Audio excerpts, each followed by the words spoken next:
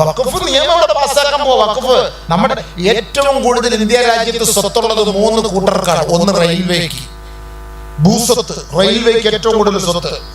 2 ഈ നാവികസേന, കരസേന, നാവികസേന, ഇവർക്കാണ് ഏറ്റവും കൂടുതൽ സ്വത്ത്. 3 വഖഫ് സ്വത്ത്.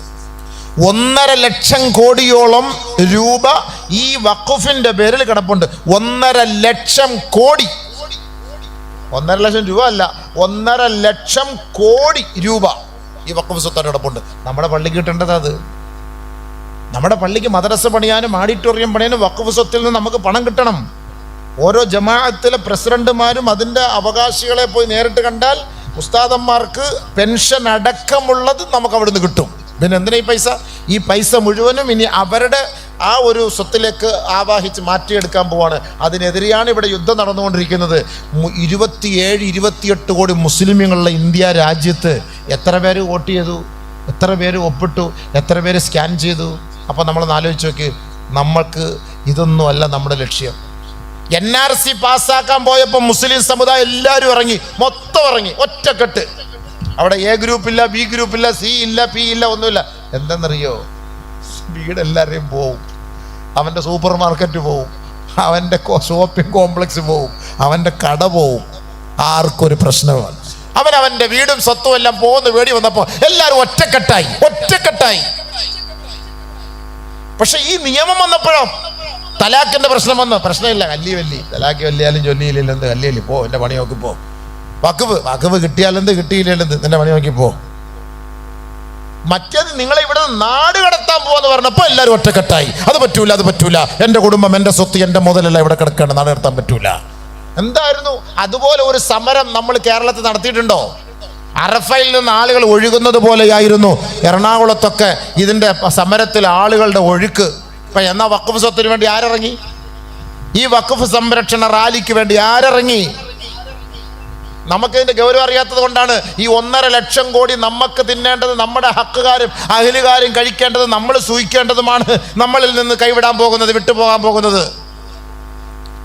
ശരീഅത്തിന്റെ ഓരോരോ നിയമങ്ങൾ മാറ്റി കൊണ്ടുപോയി. നമ്മളിത് വല്ല അറിഞ്ഞോ? അവസാനം ഓഹരി വെക്കലും നമുക്ക് കിട്ടേണ്ട ഓഹരികളും അതെല്ലാം മാറ്റപ്പെടും. അവസാനം മയ്യത്ത് സംസ്കരിക്കാൻ പാടില്ല, കത്തിക്കണമെന്ന നിയമം വരുമ്പോഴും നമ്മൾ മിണ്ടാതിരിക്കും. ആർക്കും ഒന്നും അതിനെക്കുറിച്ച് അറിയില്ല. അതുകൊണ്ട് നമ്മൾ ചെറിയ പ്രശ്നങ്ങൾ പറഞ്ഞ്, എൻ്റെ മുസ്ലിം സമുദായമേ പ്ലീസ് നിങ്ങളുടെ കൈയും കാലും പിടിക്കാം. നമ്മൾ ചെറിയ പ്രശ്നം പറഞ്ഞ് തമ്മിലടിച്ച് കോടതി കയറിയിറങ്ങി നടക്കാതെ, നമ്മുടെ ശരീഅത്ത് നമുക്കെല്ലാവർക്കും ഉള്ളതാണ്. അതിന് മുജാഹിദായാലും ജമാഅത്ത് ഇസ്ലാമിയായാലും തബ്ലീഗ് ആയാലും സുന്നി ആയാലും ആരായാലും ശരീഅത്ത് എന്ന് പറയുന്നത് അത് നമ്മുടെ ഖൽബിൻ്റെ കാതലാണ്, നമ്മുടെ ജീവന്റെ തുടിപ്പാണ് ശരീഅത്ത് എന്ന് പറയുന്നത്. അതിനൊരു കോട്ടം വന്നാൽ അത് ഏത് ഗ്രൂപ്പായാലും നമുക്കത് ഉൾക്കൊള്ളാൻ പറ്റൂല. ശരീഅത്തിന്റെ സംരക്ഷണം പറഞ്ഞാൽ അങ്ങനെയാണ്. അതാണ് നമ്മൾ അധികാരത്തിന് വേണ്ടിയിട്ടോ അല്ലെങ്കിൽ നമ്മൾ ഒരു സംഘടനയ്ക്ക് വേണ്ടിയിട്ടോ നമ്മൾ തമ്മിലടിക്കും. പക്ഷെ നമ്മുടെ ശരീഅത്തിനെ തകർക്കാൻ ഒരു വിഭാഗം പുറകിൽ നിന്ന് പണിയെടുത്തുകൊണ്ടിരിക്കുകയാണ്. അവസാനം നമുക്ക് തൊപ്പി വെക്കാനോ ദാടി വെക്കാനോ ബാങ്ക് വിളിക്കാനോ ജുമുഅക്ക് ഒരുമിച്ച് കൂടാനോ പറ്റാത്ത ഒരു സാഹചര്യം വരും. അന്നേരം ഈ പരസ്പരം കടിച്ചു കീറിയ നമ്മുടെ സമുദായം അന്ന് ആക്ഷേപിക്കും അവർ, നമുക്ക് ഇതിനു വേണ്ടി ഇറങ്ങണ്ടായിരുന്നു, നമുക്ക് സമുദായത്തിന് വേണ്ടി ഇറങ്ങാമായിരുന്നു എന്നവർ ചിന്തിക്കും. നമ്മൾ ഇറങ്ങേണ്ടത് സമുദായത്തിന്റെ നന്മയ്ക്ക് വേണ്ടിയിട്ടാണ്. നമ്മുടെ പോക്കറ്റ് നിറയ്ക്കാനോ എനിക്കൊരു കസേരയ്ക്ക് വേണ്ടിയിട്ടോ നമ്മൾ ഇറങ്ങരുത്, സമുദായത്തിന്റെ നന്മയ്ക്ക് വേണ്ടി ഇറങ്ങത്തിറങ്ങ്. അതാണ് എനിക്ക് പറയാനുള്ളത്. ഏത് പള്ളിപ്പാലും അടിയും വഴക്കും പ്രശ്നങ്ങളാണ്. ഞാൻ ജോലി ചെയ്യുന്ന പള്ളിയിലും അടിയും വഴക്കും. ഞാൻ പച്ചയ്ക്ക് വിളിച്ച് പറഞ്ഞിട്ടുണ്ട്, എനിക്ക് പേടിയൊന്നുമില്ല. എല്ലാവരും വിചാരിച്ച് ഇന്നത്തോടുകൂടി ഉസ്താദിന്റെ ജോലി പോയെന്ന്. എനിക്കവിടെ ജോലി പോകാൻ കല്ലിയ നമുക്കെന്ത് ജോലി പോകാൻ? എല്ലാ സ്ഥലങ്ങളിലും എല്ലാ മഹല്ലാത്തുകളിലും ഈ അടിയും വഴക്കും പ്രശ്നങ്ങളും കേസും വഴക്കാട്ട് അടക്കാണ്. എന്തിനാത്? എടാ, മുസ്ലിം സമുദായത്തെ മൊത്തം ഉന്മൂലനം ചെയ്യാൻ പണി അവിടെ നടത്തിക്കൊണ്ടിരിക്കുന്നു. ഫിക്ർ കർനാദാ മുസീബത്ത് ആനെ വാലി ഹേ തെരി ബർബാദ് യോങ്കി മശൂറേ ഹേ ആസ്മാനോ മേ. അല്ലാമ ഇക്ബാൽ പറഞ്ഞിട്ടാ പോയത്. ഫിക്ർ കർനാദാ മുസീബത്ത് ആനെ വാലി ഹേ. ഏ നാഥാ, ബുദ്ധിയില്ലാത്ത കഴുതേ, നമ്മളെ നോക്കിയിട്ട് വിളിക്കുക അല്ലാമ ഇക്ബാൽ. ഏ മുസ്ലിമേ, ബുദ്ധിയില്ലാത്തവനെ, ഫിക്ർ കർ, നീ ഒന്ന് ചിന്തിക്ക്. മുസീബത്ത് ആനെ വാലി ഹേ, നിന്റെ നശീകരണത്തിനുള്ള മുസീബത്ത് ഇതാ കടന്നു വരാൻ പോവുകയാണ്. तेरी बर्बादी होगी मशहूरे है ആസ്മാനോ മേ. പരിപൂർണമായി നിന്നെ തുടച്ചു നീക്കാനുള്ള മഷൂറ ആലോചനകൾ കേന്ദ്രത്തിൽ നടന്നുകൊണ്ടിരിക്കുകയാണ്. നീ ഇന്നും ഒരു അധികാര കസേരയ്ക്ക് വേണ്ടി, പള്ളിക്ക് വേണ്ടി, പള്ളി കമ്മിറ്റിയിൽ കയറാൻ വേണ്ടിയിട്ട്, അല്ലെങ്കിൽ ഒരു ചെറിയ ചെറിയ പ്രശ്നത്തിന് വേണ്ടി നീ നാട്ടിൽ തമ്മിലടിച്ചുകൊണ്ട് കിടക്കുകയാണ്. മുഴുവനും നിന്റെ മഹല്ലടക്കമുള്ളവരെ ഈ നാട്ടിൽ നിന്ന് എങ്ങനെ ഉന്മൂലനം ചെയ്യണമെന്ന് ഇതാ മഷൂറ ആകാശ ലോകത്ത് നടക്കുകയാണ്. ഫിക്ർ കർനാദാ, ഏ ബുദ്ധിയില്ലാത്ത മുസ്ലിമേ, നീ ഒന്ന് ചിന്തിക്കടോ, ചിന്തിക്കടോ. അല്ലാമ ഇക്ബാൽ എത്ര ഗൗരവത്തോടെ അത് പഠിപ്പിച്ചിട്ട് പോയെന്നറിയോ? ഹബീബെ, ഒരു നിയമം വന്നാൽ അത് എല്ലാവർക്കും ബാധിക്കും. നമ്മൾ കരുതുന്ന പോലെ അല്ലല്ലോ. ഒരു നിയമം വന്നാൽ, മുസ്ലിം ശരീഅത്തിൽ ഒരു നിയമം നമുക്കെതിരെ വന്നാൽ അത് മൊത്തത്തിൽ ബാധിക്കും. ഇപ്പം 22 വയസ്സിൽ കല്യാണം പെണ്ണിനെ കട്ടിയാൽ 22 വയസ്സേ പറ്റുള്ളൂ. പിന്നെ നമുക്കെതിരെ ഒന്നും സുപ്രീം കോടതിയിൽ അവിടെ ഇവിടെ ഒന്നും പോകാൻ ഒന്നും പറ്റൂല. അതുകൊണ്ട് ശരീഅത്തിന് വേണ്ടി നമ്മൾ രംഗത്ത് ഇറങ്ങ്. ചെറിയ ചെറിയ പ്രശ്നങ്ങളൊക്കെ വിട്, ഐക്യത്തോടെ നെല്ല്. നമുക്കതാ വേണ്ടത്. നിന്റെ മനസ്സിൽ നിനക്ക് ഇഷ്ടമുള്ളത് ഏതാണോ നീ അത് ചെയ്. എൻ്റെ ഒരു വീക്ഷണം അങ്ങനെയാണ് കേട്ടോ. നിനക്കിപ്പോൾ ഓതണം, നീ മൗലിദ് ഓത്, നീ ഓത്. എനിക്ക് മൗലിദ് ഇഷ്ടമില്ല, ഓതണ്ട. എൻ്റെ ഒരു വീക്ഷണം ഞാൻ പറയാണ്. നിനക്കിപ്പോൾ റാത്തി ഓതണോ, നീ ഓദിക്കോ. എനിക്ക് റാത്തി ഓതാൻ ഇഷ്ടമില്ല, നീ ഓതണ്ട. നിനക്ക് ഇത്തിരി ചാപ്പാട് വെച്ചിടണോ, വെച്ചോട്. എനിക്കത് വേണ്ട, വേണ്ട. അതിൻ്റെ പേരിൽ നമ്മുടെ ആ ഒരു രക്തബന്ധവും ആ ഒരു ഐക്യവും നമ്മുടെ ഒരു സാഹോദര്യവും നശിപ്പിക്കുന്നത് എന്തിന്? അതാണ് നമ്മൾ ചോദിക്കുന്നത്. ഓരോ സ്ഥലങ്ങളിലും നമ്മൾ പരസ്പരം കാണേണ്ടവരാണ്, നമ്മൾ ഒരുമിച്ച് മയ്യസ്കരിക്കേണ്ടവരാണ്, നമ്മൾ ഒരുമിച്ച് ഒരാളെ സഹായിക്കേണ്ടവരാണ്. എന്തിനാണ് വയനാട്ടുകാരെ നമ്മൾ സഹായിക്കുന്നത്? നമുക്കും വയനാടോട് എന്താ ബന്ധം? ഫലസ്തീൻകാരെ നമ്മൾ സഹായിച്ചു, നമ്മളും ഫലസ്തീൻകാരോട് എന്താ ബന്ധം? ഫലസ്തീനിൽ നമ്മൾ ദുആ ചെയ്യും, അല്ലാഹുവേ ഫലസ്തീനെ മക്കളെ രക്ഷിക്കുക. നമ്മുടെ കൊച്ചപ്പാടെ മക്കൾ അവിടെ താമസിക്കുന്നുണ്ടോ? നമ്മുടെ മൂത്തുമാടെ മക്കൾ അവിടെ ഫലസ്തീനിൽ താമസിക്കുന്നുണ്ടോ? നമ്മുടെ അപ്പച്ചിയുടെ മോൻ അവിടെ, കഴിഞ്ഞ പ്രാവശ്യത്തെ വെടിയേറ്റ് എൻ്റെ അപ്പച്ചിയുടെ മോനാ മരിച്ചു പോയത് അവിടെ. ഇവിടുത്തെ ദുആ കേട്ടാൽ, നമ്മുടെ പറച്ചിൽ ഇവരുടെ ദുആ കേട്ടാൽ, ഫലസ്തീൻ്റെ മക്കൾ കൊണ്ട് ദുആ ഇരുന്നാൽ നമ്മുടെ എന്തോ ഒരു കുടുംബം അവിടെ താമസിക്കുന്നുണ്ട്, അവർ മരിച്ചു പോയതുപോലെയാണ്. നമ്മൾ എന്തുകൊണ്ട് അവർ കൊണ്ട് ദുആ ചെയ്തു? നമ്മുടെ ചോരയാണ് മുസ്ലിം ഉമ്മത്ത് ലോകത്തിന്റെ എവിടെയായാലും. അല്ലാഹുമ്മ ഗഫിർ ലിൽ മുഅ്മിനീന വൽ മുഅ്മിനാത്ത് വൽ മുസ്ലിമീന വൽ മുസ്ലിമാത്ത്. അതാണ് അല്ലാഹുവിന്റെ റസൂൽ പഠിപ്പിച്ചത്. ഒരു ദിവസം 27 പ്രാവശ്യം മുസ്ലിമീങ്ങൾക്ക് വേണ്ടി ദുആ ചെയ്യണമെന്ന് നബിയുന റസൂലുള്ളാഹി. 27 പ്രാവശ്യം ഒരു ദിവസം. അല്ലാഹുമ്മ ഗഫിർ ലിൽ മുഅ്മിനീന വൽ മുഅ്മിനാത്ത് വൽ മുസ്ലിമീന വൽ മുസ്ലിമാത്ത്. ആര് ദുആ ചെയ്ത്? ഇന്ന് ദുആ ചെയ്ത, ഇന്ന് 27 പ്രാവശ്യം മുസ്ലിങ്ങളെ കൊണ്ട് ദുആ ചെയ്ത കൈപൊക്ക്, കൈപൊക്ക്. ഹദീസിലുള്ളതല്ലേ ഉസ്താദേ? ഹദീസിലുള്ളതല്ലേ? ഞാൻ കാണിച്ചു തരാം. 27 പ്രാവശ്യം മുഅ്മിനീങ്ങൾക്ക് മുസ്ലിങ്ങൾക്ക് വേണ്ടി ദുആ ഇറക്കണമെന്ന്. അതുകൊണ്ട് ഞാനിങ്ങനെ ചുമ്മാ വണ്ടി ഓടിച്ചോണ്ടിരിക്കുമ്പോൾ അല്ലാഹുമ്മ ഗഫിർ ലിൽ മുഅ്മിനീന വൽ മുഅ്മിനാത്ത് അല്ലാഹുമ്മ ഗഫിർ ലിൽ മുഅ്മിനീന, ഞാനിങ്ങനെ ചൊല്ലിക്കൊണ്ടിരിക്കും. യാത്രയിലൊക്കെ എല്ലാവരും മുഅ്മിനീങ്ങൾ നമ്മുടെ സഹോദരങ്ങളാണ്, നമ്മുടെ സഹോദരിമാരാണ്, നമ്മുടെ സഹോദരങ്ങളാണ്, നമ്മുടെ സഹോദരിമാർ. അവർക്ക് വേണ്ടി നമ്മൾ ദുആ ഇറക്കണം. എന്തിനാണ് ഖുത്ബ ഓതുമ്പോൾ മിമ്പറിൽ കയറി അല്ലാഹുമ്മ ഗഫിർ ലിൽ മുഅ്മിനീന വൽ മുഅ്മിനാത്ത് വൽ മുസ്ലിമീന വൽ മുസ്ലിമാത്ത് അൽ അഹ്യാഇ മിൻഹും വൽ അംവാത്ത്, ജീവിച്ചിരിക്കുന്നവർക്കും അവരിൽ നിന്ന് മരിച്ചുപോയവർക്കും അല്ലാഹ് നീ പുറത്തു കൊടുക്കണേ അല്ലാഹ്. ഈ കിടക്കുന്ന പള്ളിയുടെ ഖബർസ്ഥാനിൽ കിടക്കുന്ന മുസ്ലിമീങ്ങൾക്ക് വേണ്ടി എല്ലാ ദിവസവും ദുആ ചെയ്യുന്നവരാണ് നമ്മൾ. എല്ലാ വെള്ളിയാഴ്ചയും ദുആ ചെയ്യുന്നവരാണ് നമ്മൾ. ഒന്ന് ആലോചിച്ച് നോക്കിയ സുഹൃത്തുക്കളെ, അത്തഹിയാത്ത് ഓതുമ്പോൾ നമ്മൾ ദുആ ചെയ്യുന്നു, അസ്സലാമു അലൈനാ വഅലാ ഇബാദില്ലാഹി സ്വാലിഹീൻ, അസ്സലാമു അലൈനാ വഅലാ ഇബാദില്ലാഹി സ്വാലിഹീൻ, അസ്സലാമു അലൈക അയ്യുഹൻ നബിയ്യു വറഹ്മത്തുള്ളാഹി വബറകാതുഹു. ആദരവായ റസൂലുള്ളാഹി തങ്ങളെ ഓർക്കാത്ത ഏതെങ്കിലും ഒരു മുസ്ലിം നമസ്കാരത്തിൽ അവൻ കൈകെട്ടുമോ? അല്ലാഹുവിന്റെ റസൂലിനെ ഓർക്കാത്ത ഒരു നമസ്കാരം ആരെങ്കിലും ഉണ്ടോ? ഏതെങ്കിലും ഒരു മുസ്ലിം ഉണ്ടോ? ആ തഹയ്യാത്തിൽ നമ്മൾ എല്ലാവരും ഒരുമിച്ച് നിന്ന് ചോദിക്കുന്ന ചോദ്യം, അസ്സലാമു അലൈക അയ്യുഹൻ നബിയ്യു വറഹ്മത്തുള്ളാഹി വബറകാതുഹു അസ്സലാമു അലൈനാ വഅലാ ഇബാദില്ലാഹി സ്വാലിഹീൻ. എല്ലാ സ്വാലിഹീങ്ങളായ നമ്മുടെ സദ്വൃത്തരായ നമ്മുടെ മക്കൾക്കും നമ്മുടെ സഹോദരങ്ങൾക്കും സഹോദരിമാർക്കും അള്ളാന്റെ ഭാഗത്തു നിന്നുള്ള സലാമത്ത് റഹ്മത്ത് ഉണ്ടാകട്ടെ. ഇതെല്ലാം പള്ളിയിൽ നിന്ന് ദുആ ഇരുന്നിട്ട് ഇങ്ങോട്ട് ഇറങ്ങി വേണം, ഇങ്ങോട്ട് വേടാ, അവൻ്റെ പള്ളിക്ക് പിടിക്കും, എൻ്റെ പടലിക്ക് പിടിക്കുന്നു, ഉസ്താദിനെ വാളെടുത്ത് വെട്ടാൻ പോന്ന്, മെമ്പർ ഇന്ന് തെള്ളിയിടുന്നു. ഇത് നടക്കുന്ന സംഭവമല്ലേ നമ്മുടെ കൗമുകളുടെ ഇടയിൽ, എല്ലായിടത്തും. ഈ പ്രസംഗിക്കാനൊന്നും എനിക്ക് സത്യത്തിൽ ഇപ്പം മൂടില്ല. മൂടെന്ന് പറഞ്ഞാൽ ഇവിടെ നിന്നല്ല, പ്രസംഗിച്ചിട്ട് കാര്യമില്ല, അടിയും വഴക്കുമല്ലേ. പിന്നെ എന്ത് കച്ചവടം ചെയ്യുമെന്ന് ആലോചിച്ചുകൊണ്ടിരിക്കുകയാണ്. ജീവിക്കണ്ടേ, ഹലാലായിട്ടൊരു ബിസിനസ് ചെയ്യണ്ടേ, കച്ചവടം ചെയ്യണ്ടേ. എന്തിനാ നമ്മളിപ്പോൾ ഒരു കച്ചവടത്തിന് പോയി ഇവർ പറയും അയാൾ പ്രസംഗിച്ച് പൈസയൊക്കെ ഉണ്ടാക്കിയിട്ട് താണ്ട് ഇപ്പോൾ ബിസിനസ്സിന് ഇറങ്ങി, ഇനിയിപ്പം പ്രസംഗമൊന്നും ഇല്ലാന്ന് വിചാരിക്കുക. അള്ളാൻ്റെ ഫضലുണ്ട്, അങ്ങനെയല്ല. പക്ഷേ ഈ പ്രസംഗിച്ചിട്ട് ഫായ്ദ ഇല്ലാതെ എനിക്ക് തോന്നുന്നു, വിഷമം. എല്ലാ പള്ളികളിലും മഹല്ലുകളിലും പ്രശ്നങ്ങൾ, കോടതികളിലെ പ്രശ്നങ്ങളാണ്. ഞങ്ങളുടെ പള്ളിയിലും പ്രശ്നം, നമ്മുടെ മഹല്ലിലും പ്രശ്നം, ജോലി ചെയ്യുന്നിടത്തും പ്രശ്നം. ഇപ്പോൾ ഒരു പള്ളിക്കാരനെ അടുത്ത 1-ാം തീയതി അതിനെ വിളിച്ചിരിക്കുക, അടിയോടടി, എന്നെ ഉസ്താദേ പറ്റത്തുള്ളൂ എന്ന് പ്രസംഗിക്കാൻ. അറിയപ്പെട്ട പള്ളിയാണ്, നമ്മുടെ വലിയ വലിയ മത നേതാക്കന്മാർ നേതൃത്വം കൊടുക്കുന്ന പള്ളിയാണ്. അതിന് ഞങ്ങൾ സെലക്ട് ചെയ്തതിന് ഉസ്താദിനെ കൊണ്ടേ പറ്റുള്ളെന്ന് വിളിച്ചേക്കാം. 1-ാം തീയതി പ്രസംഗത്തിന് വിളിച്ചേക്കാണ് പള്ളിയിൽ. ഇത് പറയാനല്ലേ നമ്മളെ കൊണ്ട് പറ്റൂ ഹബീബേ, പറയാനല്ലേ പറ്റൂ. എന്തിനാ ഇതിനു വേണ്ടി ലക്ഷങ്ങൾ? ഇപ്പം ഞങ്ങളുടെ പള്ളിയിൽ പ്രശ്നങ്ങളുണ്ടാക്കി, ഭരണപക്ഷം 30 ലക്ഷം ചിലവാക്കി, പ്രതിപക്ഷം 20 ലക്ഷം ചിലവാക്കി, 1/2 കോടി രൂപ അഡ്വക്കേറ്റന്മാർ കൊണ്ടുപോയി എത്തുന്നു. അവന്മാർ മാറ്റി വയ്ക്കുക, അടുത്ത മാസം. ഫുലൂസ്. പറച്ചവനൊരു ഫാത്തി അങ്ങനെ മാറ്റി വയ്ക്കാൻ അവസരം കിട്ടിയിരുന്നെങ്കിൽ ഇന്ന് 500 മേടിച്ചിട്ട് അടുത്ത പ്രാവശ്യം വീണ്ടും 500 മേടിക്കാമായിരുന്നു, വീണ്ടും അടുത്ത ആഴ്ച 500 മേടിക്കാം. പറ്റുമോ? ഫാത്തിയൊക്കെയല്ല പൈസ തരും അവന്മാർ. അള്ളാഹ് പോലും ഒരു ആയത്തിന് 10 വെച്ച് തരും. അള്ളാഹു ഒരായത്തിന് അലിഫ്ലാമീം നോദിയ അള്ളാഹ് നമുക്ക് 30 രൂപ വരും. നമ്മുടെ അലിഫ്ലാമീം നോദിയ എത്ര രൂപ വരും? പണ്ട് നമ്മുടെ ശേഖ് 3 ഖത്ത്, എനിക്കിപ്പോഴും ഓർമ്മ വരും. പണ്ട് കഷ്ടപ്പെട്ട ആൾ സൈക്കിളിൽ പോയിട്ട് ഒരു വീട്ടിൽ ഇരുന്ന് യാത്ര ചെയ്ത് വെയിലത്ത് പോയി 3 ഖത്ത് ഓതി. ആർക്കോ വേണ്ടി 75 രൂപ കൊടുത്ത്. എടാ, ഒരു ജുസുവിന് 1 രൂപെങ്കിലും വെച്ച് കൊടുത്തൂടെ? ഒരു 90 രൂപ, 1 രൂപ വെച്ച് ഒരു ജുസുവിന് കൊടുത്തൂടെ? 90 രൂപ കൊടുത്തൂടെ?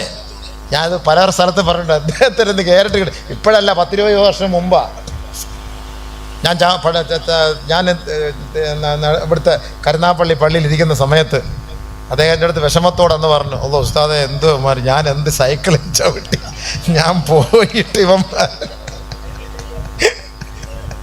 ഞാൻ സൈക്കിൾ ചവിട്ടി ഉസ്താദെ, ഈ ഉച്ച സമയത്ത് ഞാനിങ്ങനെ പോയിട്ട് എനിക്ക് ആകാശത്തോട്ട് നോക്കിയിട്ട് അല്ലാ അതെ എൻ്റെ കുടുംബത്തിലോട്ട് ആ 3 ഖത്തും കൂടെ തിരിച്ചു വിട്ടാറ്. അല്ല, 1 രൂപ ഇല്ലാതെ പോയല്ലോ, 1 രൂപ ഒരു ജ്യൂസിന് വില ഇല്ലാതെ പോയല്ലോ. ഒന്ന് ആലോചിച്ച് നോക്കി. എനിക്കിപ്പോൾ അത് നേരിട്ടുള്ള എനിക്കിപ്പോൾ ഓർമ്മ. ഞാൻ പല സ്ഥലത്ത് പ്രസംഗിച്ചിട്ടുണ്ട് കേട്ടോ. ആദ്യമായിട്ട് അദ്ദേഹത്തെ എവിടെ വെച്ച് തന്നെ എനിക്ക് കിട്ടിയത്. അല്ല കുഴപ്പമില്ല, ഇനി നല്ല കൂടുതൽ കിട്ടും ഇൻഷാ അല്ലാഹ്. ഈ കൂടുതൽ കൊടുത്തെങ്കിലേ ദുആ മുകളിലോട്ട് നമ്മൾ വിടുകയുള്ളൂ. കുറഞ്ഞ നേരെ എൻ്റെ വാപ്പാടെ ഖബറിലോട്ട് പോട്ടെ എന്ന് പറയും. അങ്ങോട്ട് അതൊന്നും കുഴപ്പമില്ല. അന്ന് ആൾക്കാരായതൊന്നും വലിയ വിഷയമൊന്നുമില്ല. അതൊക്കെ ഇത് കേൾക്കാനൊക്കെ ഇൻട്രസ്റ്റ് സുഖമാണല്ലേ എന്ന് പറഞ്ഞ് പിരിച്ചു വിട്ടേക്കല്ലേ ഉസ്താദ്.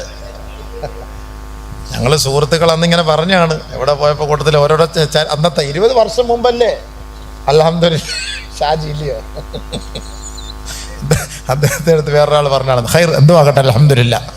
എന്തായാലും അതിനൊക്കെ ഒരു വിലയുണ്ട്. എന്തു ആകട്ടെ, ബഹുമാനമുള്ള സാധനമാണ്. നമ്മളാ പൈസകൾ ബൈത്തുൽമാലിൻ്റെ പണമാണ്. പ്ലീസ്, ബൈത്തുൽമാലിൻ്റെ പൈസയാണ്. നമ്മളത് കേസിന് വഴി എന്തിന്, അതുകൊണ്ട് എന്ത് ഫായ്ദകൾ നമുക്ക് കിട്ടും, അതാണ് നമ്മൾ തിരഞ്ഞെടുക്കേണ്ടത്. നമ്മൾ മനസ്സിലാക്കേണ്ടതാണ് നമുക്കതുകൊണ്ട് എന്ത് ഫായ്ദ ഉണ്ട്, എന്ത് ഗുണമുണ്ട്. അൽഹംദുലില്ലാ. അതുകൊണ്ട് നമ്മുടെ നാട്ടിൽ എത്രയോ പാവപ്പെട്ടവർക്ക്, വീടില്ലാത്തവർക്ക് വീട് വെച്ചു കൊടുക്ക്, സാധുക്കളെ സഹായിക്കാൻ നോക്ക്, അതിന് വേണ്ട സൗകര്യങ്ങൾ ചെയ്തു കൊടുക്ക്. രോഗികളുണ്ട്, വിധവകളുണ്ട്, മക്കൾ പഠിക്കാൻ തയ്യാറാണ് പക്ഷെ പഠിപ്പിക്കാൻ സാമ്പത്തികമില്ലാതെ കഷ്ടപ്പെടുന്നവരുണ്ട്.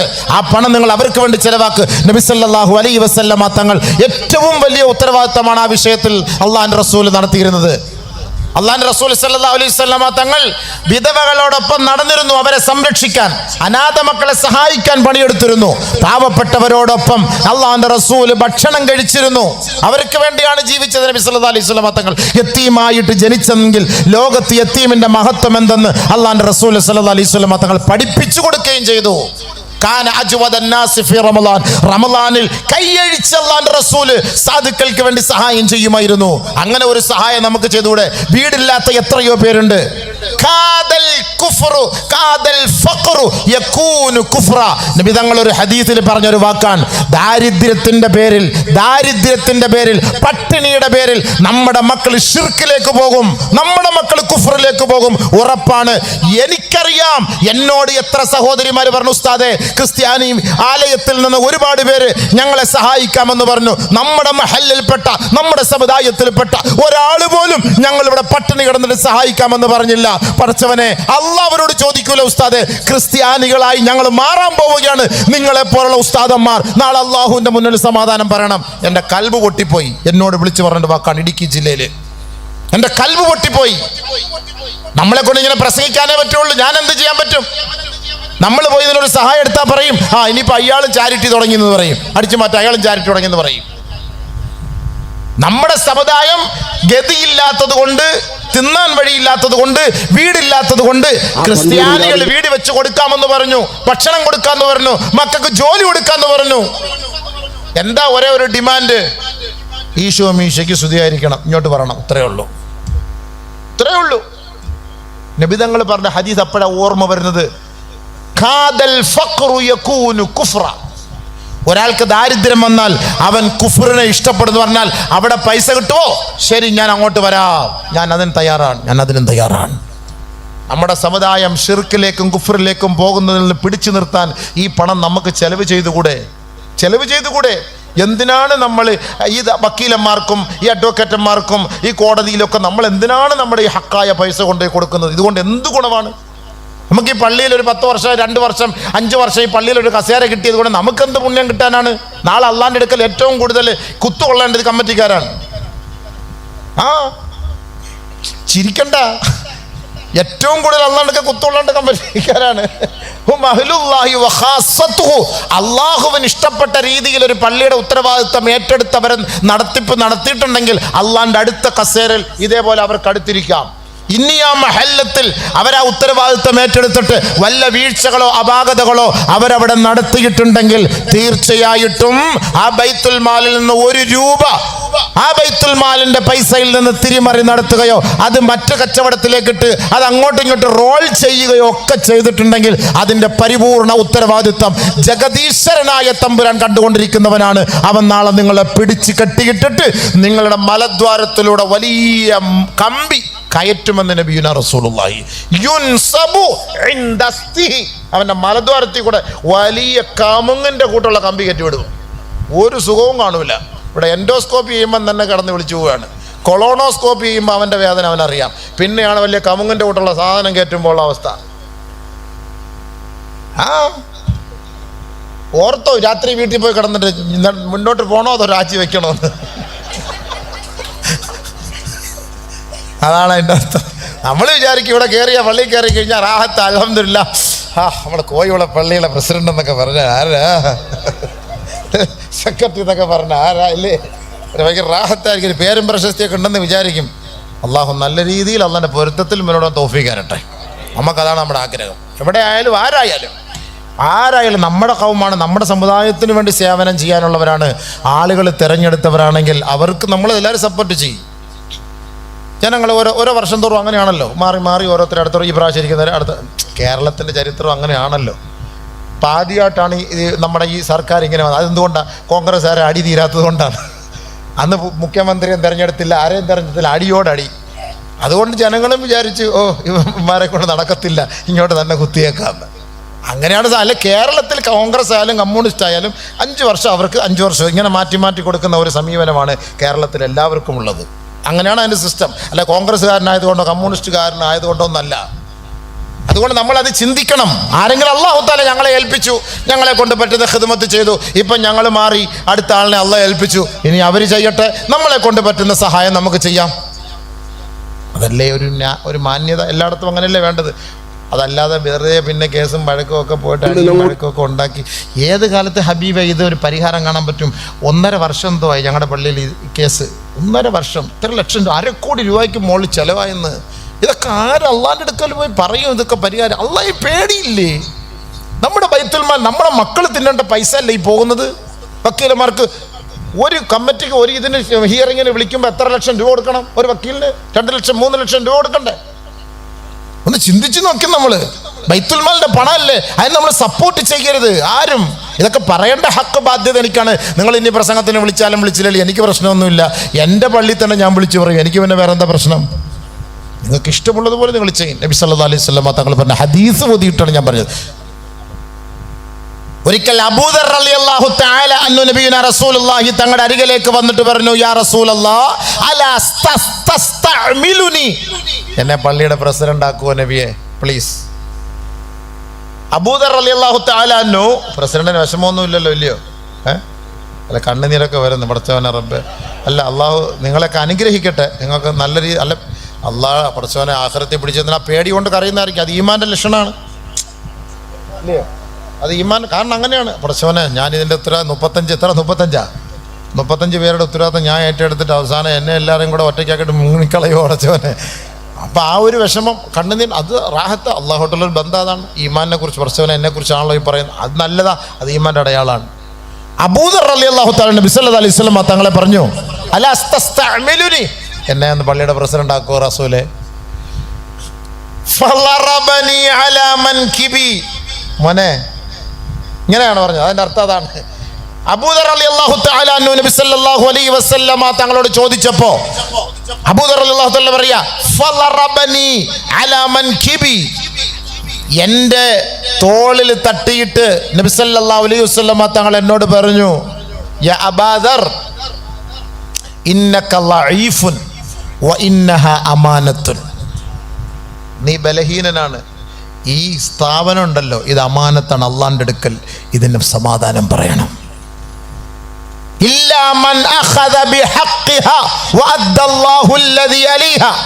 ഇതിനോടുള്ള ഉത്തരവാദിത്തത്തിൽ വീഴ്ച വരുത്തിയാൽ നാളെ അള്ളാഹുവിന്റെ മുന്നിൽ നിനക്ക് പിടിച്ചു നിൽക്കാൻ പറ്റൂല.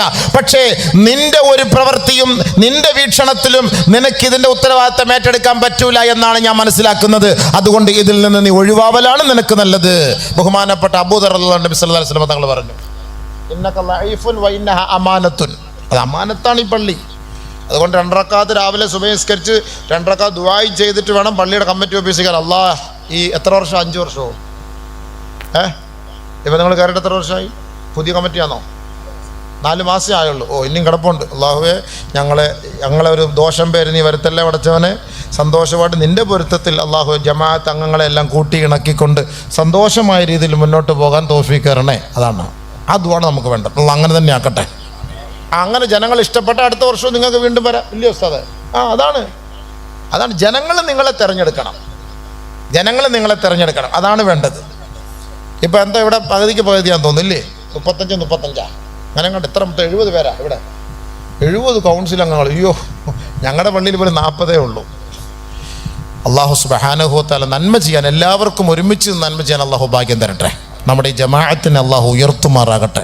നമ്മുടെ എല്ലാ ജമാഅത്തുകളിലെയും പ്രശ്നങ്ങൾ അള്ളാഹു ഹബീബായ തങ്ങളുടെ ബർക്കത്ത് കൊണ്ട് എത്രയും വേഗം അള്ളാഹു സുൽഹിലാക്കി തരുമാറാകട്ടെ. നമുക്ക് ഭയങ്കര വിഷമമുണ്ട് പള്ളിയിൽ ജോലി ചെയ്യാൻ. ഓരോ പള്ളികളിലും ഇത് കാണുമ്പോൾ ഭയങ്കര ടെൻഷനാണ്. ഉസ്താദന്മാർ പ്രസംഗിച്ചിട്ടൊന്നും വലിയ ഫായതയില്ല. നബി സല്ലല്ലാഹു അലൈഹി വസല്ലം തങ്ങളുടെ ഹദീസ് ഞാൻ പറഞ്ഞുതരാം. യഅതി അലന്നാസി സമാൻ, ഒരു കാലഘട്ടം എൻ്റെ സമുദായത്തിൻ്റെ മേൽ സംജാതമാകും. ലാ യുത്തബഉ ഫീഹിമൽ ആലിമു, ആലിമീങ്ങളെ അന്ന് ജനങ്ങൾ അംഗീകരിക്കൂല, ഉലമാക്കൾ പറയുന്നത് ജനങ്ങൾ കേൾക്കൂല. അങ്ങനെ ഒരു കാലം വരാതെ ലോകം അസ്തമിക്കൂല എന്ന് ഹബീബായ ഷഫിയായ റസൂലുള്ളാഹി സ്വല്ലല്ലാഹു അലൈഹി വസല്ലം. ഉണ്ടോ? ഉസ്താദ്മാർ പറഞ്ഞാൽ കേൾക്കൂല. ഇപ്പോൾ പള്ളിയിൽ അടിയുണ്ടാന്ന് വെച്ചാൽ ജുമാ കഴിഞ്ഞിട്ട് ഉസ്താദ് എന്ത് ചെയ്യും? പെട്ടെന്ന് റൂമിൽ കയറിയിരിക്കും. നമ്മളൊന്നും പറഞ്ഞാൽ കേൾക്കൂല. എൻ്റെ പൊന്നു ഹബീബേ, ഞാൻ അങ്ങനെയാണ്. ഞാൻ നേരെ, നമുക്ക് കറക്റ്റ് മെഹ്റാബിൻ്റെ പിറകിലൂടെ റൂമിൽ വാതിലുണ്ട്, നേരെ അതിനകത്തോട്ട് കയറി അങ്ങ് പോകും. കാരണം പറഞ്ഞാൽ തീരൂല. പിന്നെ ഓരോരുത്തരും വായിന്ന് വരുന്ന വാക്കുകളെ നമുക്കത് ഉൾക്കൊള്ളാൻ പറ്റൂല. ഒരു ആലിമ് പറഞ്ഞാൽ, ഉസ്താദ് പറഞ്ഞാൽ കേൾക്കൂലല്ലോ ഈ സമുദായം. അങ്ങനെ കേൾക്കാതെ വരുമ്പോൾ നമ്മൾ അവിടെ നിന്ന് മാറിപ്പോവുക എന്നുള്ളതാണ് അതിൻ്റെ അർത്ഥം. അങ്ങനെ ഞാനൊരു 8-9 മാസം ഞാൻ പള്ളിയിൽ നിന്ന് മാറി നിന്നു. എൻ്റെ പള്ളിയിൽ നിന്ന് മാറി നിന്നു, ഒന്ന് കെട്ടടങ്ങി സമാധാനമായിട്ടൊരു യോജിക്കട്ടെ എന്ന്. പിന്നെ ഇപ്പം കേസും വഴക്കാകുമ്പോൾ ഉസ്താദ് വന്ന് ഉസ്താദിൻ്റെ ഖിദ്മത്തെടുത്തോന്ന് 2 കൂട്ടരും പറഞ്ഞുകൊണ്ടാണ് തൽക്കാലം വീണ്ടും ഞാൻ ആ പള്ളിയിലേക്ക് പോയത്. ഭയങ്കര വിഷമമുണ്ട് സുഹൃത്തുക്കളെ. അള്ളാഹു നമുക്ക് കാര്യങ്ങൾ മനസ്സിലാക്കി തരാൻ തൗഫീഖ് നൽകുമാറാകട്ടെ. അപ്പം ഞാൻ പറഞ്ഞു വന്നത്, നമ്മൾ ചെയ്യേണ്ടത് നമ്മുടെ മക്കളെ നന്നാക്കിയിട്ട്, നിങ്ങളെ ഇതൊക്കെ കാണുമ്പോൾ ഭാവിയിൽ വരുന്ന നമ്മുടെ മക്കൾ നിങ്ങൾക്ക് നാളെ എതിരായിട്ട് വളർന്നു വരും. നമ്മുടെ മക്കൾ നമുക്ക് നാളെ സ്വർഗത്തിൽ കിട്ടേണ്ട സന്താനമാണ്. അതുകൊണ്ടാണ് പ്രവാചകന്മാരുടെ ദുആ വജ്നുബിനി വബനിയ അൻ അഅ്ബുദൽ അസ്നാം. ഇബ്രാഹിം നബി അലൈഹി സ്വലാത്തു വസ്സലാമിന്റെ ദുആയും അതായിരുന്നു, അല്ലാ എൻ്റെ മക്കളെ നീ ബിംബ ആരാധകരിൽ പെടുത്തല്ലേ അല്ലാ. സക്കരിയ നബി അലൈഹി സ്വലാത്തു വസ്സലാം ദുആ ചെയ്തില്ലേ, റബ്ബി ഹബ്ലി മിൻ ലദുങ്ക ദുർരിയതൻ ത്വയ്യിബ ഇന്നക സമീഉദ് ദുആ. അല്ലാഹുവേ നിന്റെ ഭാഗത്ത് നിന്ന് ഒരു കുഞ്ഞിനെ നൽകണേ അല്ലാ. വജ്അൽഹു റബ്ബി റളിയ, ആ കുട്ടിയെ നീ ഇഷ്ടപ്പെടണമേ റബ്ബേ, നീ പൊരുത്തപ്പെട്ട തൃപ്തിപ്പെട്ട കുട്ടിയെ നീ നൽകണേ അല്ലാ. സക്കരിയ നബി അലൈഹി സ്വലാത്തു വസ്സലാമിന് വർഷങ്ങളായി മക്കളില്ല, 80 വർഷത്തോളമായി. അതേപോലെ ഇബ്രാഹിം നബിയും അങ്ങനെ തന്നെയായി. യാ റബ്ബി പടച്ചവരെ, ഇന്നി വഹനല്ലാമോ മിന്നി വഷ്തഅല റസു വലമ്മകും ബിദുആഇ റബ്ബി ഷഖിയാ. അല്ലാ എൻ്റെ മുടിയൊക്കെ നരച്ചുപോയി പടച്ച റബ്ബേ, എൻ്റെ രോമകൂമങ്ങളെല്ലാം നരച്ചുപോയി അല്ലാ, എൻ്റെ എല്ലുകളെല്ലാം പൊടിയാൻ തുടങ്ങി റബ്ബേ. എൻ്റെ ഭാര്യയോ പ്രസവിക്കാത്തവളുമാണ് അല്ലാ, പക്ഷേ എനിക്കൊരാഗ്രഹം, ഒരു കുഞ്ഞിനെ നീ തരണം പടച്ചവനെ. വലമ്മകും ബിദുആഇ റബ്ബി ഷഖിയാ, നിന്നോട് ചെയ്യുന്ന ദുആയിൽ നിന്ന് ഞാൻ പുറകോട്ട് പോകൂല അല്ലാ. എനിക്ക് നീ ഒരു കുട്ടിയെ തന്നിട്ടല്ലാതെ ഞാൻ തൃപ്തിപ്പെടൂല അല്ലാ. അള്ളാഹുവിനോട് ബഹുമാനപ്പെട്ട സക്കരിയ ദുആ ചെയ്തു, വർഷങ്ങളായി ദുആ ചെയ്തു. ചോദിച്ച ചോദ്യമൊക്കെ എന്താ? നിങ്ങൾ ഖുർആന്റെ പല ഭാഗം എടുത്തു നോക്കി. ആണിനെത്താ പെണ്ണിനെത്താ എന്ന് ആരും ചോദിച്ചിട്ടില്ല. ദാവൂദിന് ഒരു തഫ്സീറിൽ ഞാൻ വായിച്ചതാണ്, ദാവൂദ് നബി അലൈഹി സ്വലാത്തു വസ്സലാം ഒരു ആൺകുട്ടിക്ക് വേണ്ടി ദുആ ചെയ്തു.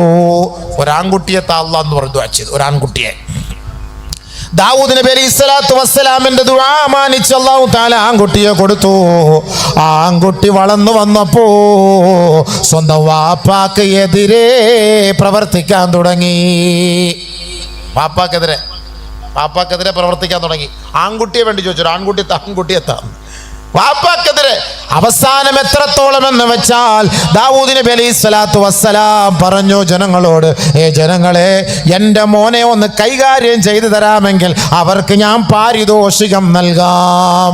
പട്ടാളത്തോട് പോലും പറഞ്ഞു എൻ്റെ മോനെ കൈകാര്യം ചെയ്യാൻ, പട്ടാളത്തോട് പോലും പറഞ്ഞു. പക്ഷെ അത് അള്ളാഹ് പരീക്ഷിച്ചതാണ്. ആൺകുട്ടിയെ വേണമെന്ന് പറഞ്ഞു ചോദിച്ചു. ആൺകുട്ടി ആർക്കെതിരെ തിരിഞ്ഞു? വാപ്പാക്കെതിരെ തിരിഞ്ഞു. അതുകൊണ്ടാണ് പിൽക്കാലത്ത് നബിയുനാ റസൂലുള്ളാഹി തങ്ങൾ ആ ദാവൂദ് നബിയുടെ ദുആ സമുദായത്തിന് പഠിപ്പിച്ചു കൊടുത്തു. കാനമിൻ ദുആഇ ദാവൂദ, ദാവൂദ് നബി അലൈഹി സ്വലാത്തു വസ്സലാമിന്റെ ദുആയിൽ പെട്ടതാണ് 4 കാര്യങ്ങൾ. അല്ലാഹുമ്മ ഇന്നി അസ്അലുക മിൻ അർബഇൻ വഅഊദു ബിക മിൻ അർബഇൻ. അല്ലാഹ് 4 കാര്യങ്ങൾ നിന്നോട് ഞാൻ ചോദിക്കുന്നു അല്ലാഹ്, 4 കാര്യങ്ങളെ കൊണ്ട് നിന്നോട് കാവൽ തേടുന്നു അല്ലാഹ്. 4 കാര്യങ്ങൾ നിന്നോട് ചോദിക്കുന്നു, 4 കാര്യങ്ങൾ കാവൽ തേടുന്നു. കാവൽ തേടുന്നത് മാത്രം നമുക്ക് ചോദിക്കാം. അല്ലാഹുമ്മ ഇന്നി അഊദു ബിക മിൻ വലദിൻ യകൂനു അലയ്യ സയ്യിദാ. അല്ലാഹുവേ, എന്നെ ഭരിക്കുന്ന ഒരു മോനെ നീ എനിക്ക് നൽകല്ലേ അല്ലാഹ്. ഏതെങ്കിലും വാപ്പമാർ അങ്ങനെ ദുആ ചെയ്യുന്നുണ്ടോ? എന്നെ ഭരിക്കുന്ന ഒരു മോനെ നീ നൽകല്ലേ അല്ലാഹ്. ഇന്ന് മക്കൾ മൊത്തം വാപ്പമാരെ ഭരിച്ചുകൊണ്ടിരിക്കുക. വീട്ടിൽ കുടുംബ പ്രശ്നങ്ങളൊക്കെ പരിഹരിക്കുന്നവരാ നമ്മളൊക്കെ. സ്വത്ത് പ്രശ്നം, ഓഹരി പ്രശ്നം, ഈ പ്രശ്നങ്ങളിലൊക്കെ വാപ്പാക്കൊരു സ്ഥാനമില്ല. എല്ലാ സ്ഥാനവും മക്കളുടെ കൈവശമായി. ഇന്ന് ഞാനൊരു രോഗിയെ കാണാൻ പോയി. അല്ലാഹു സുബ്ഹാനഹു വ തആല അദ്ദേഹത്തെ പെട്ടെന്ന് മരിപ്പിക്കട്ടെ ഈമാനോടെ പറഞ്ഞു. ദുആയിരുന്നു. കാരണം അപ്പം ഞാൻ ഒരു ഉമ്മാടുത്ത് അവരുടെ ഭാര്യയുടെ മുന്നിൽ വെച്ച് ഞാൻ ദുആ ചെയ്തു, അല്ലാഹു പെട്ടെന്ന് ഈമാനോടെ മരിപ്പരുത്. കാരണം ആ കിടത്ത കണ്ടിട്ട് സഹിക്കാൻ വയ്യ. 4 ആമക്കളുണ്ട്. ഒരു ആലിമായ ഉസ്താദാണ്. 4 ആമക്കളുണ്ട്. ആ 4 ആമക്കളും അവർ ഗൾഫിലും അവരവരുടെ സ്ഥലത്തും. ഒരു ഹിന്ദു സഹോദരിയെ ഖിദ്മത്തിന് വേണ്ടി അവിടെ നിർത്തിയിരിക്കുന്നു. അവരാണ് വെള്ളം കൊടുക്കുന്നതും ബിസ്ക്കറ്റ് കൊടുക്കുന്നതും അവരാണ്. ആ കിടത്തയും വിറച്ചിലും കണ്ടപ്പോൾ അല്ലാഹ് റബ്ബേ, പണ്ടൊക്കെ എന്നെ പഠിപ്പിച്ചിട്ടുള്ള ഉസ്താദാണ്. ഞാൻ ദുആയിരുന്നു, പടച്ചവനെ ഈമാനോടെ പെട്ടെന്ന് ഞാൻ ഇവിടെ ഈ മജ്ലിസിലും ഈ മുബാറക്കായ അല്ലാഹു ഈമാനോടെ മരിപ്പിക്ക് പടച്ചവനെ.